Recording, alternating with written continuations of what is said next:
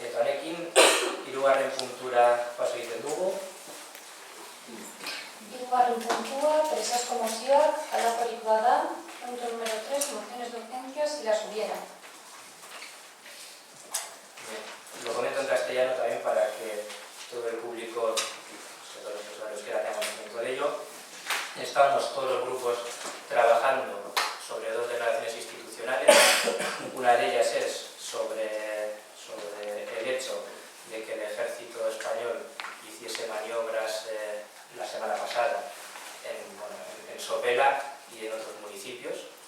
Estamos trabajando en acordar un texto sobre ese hecho y estamos también trabajando sobre una proposición referente al cese temporal que parece que hay en la acería de Sestao, que nos parece que es algo grave, algo muy perjudicial para el municipio de Sestao y creemos que para Vizcaya en general, y como creemos que lo más responsable es intentar llegar a un acuerdo con el máximo de apoyos posibles y no ha habido excesivo tiempo para poder debatir de estos dos temas porque han sido posteriores a las comisiones, el resto de portavoces y yo mismo hemos entendido que era oportuno darnos de tiempo hasta el martes que viene, hacer aportaciones, debatirlas y que esos textos que puedan salir con el máximo apoyo posible de los concejales de este ayuntamiento.